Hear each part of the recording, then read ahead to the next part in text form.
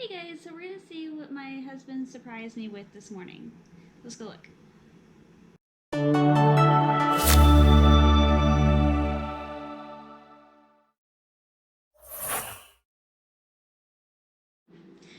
Alright, so as I was getting up for work, my husband said he had a surprise for me, so I walked out into our kitchen and boom, basil. It was awesome. I got to have some this morning on my bagel. So we're gonna go get two more because he said I could, and these he said were $14.98 on the sticker, but when he rang them up, they were like $9.98, I think. Yeah, he said yes. So we're gonna go and get some more so I can have some more awesome basil. Yay!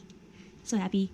It was awesome to have a surprise because I asked him for some basil and he originally said no, and then he surprised me with it. So originally said no, then we bought $100 worth of plants. yes, he corrected me. He said no because he originally said no, but then we bought $100 worth of plants. So then he's like, okay, fine.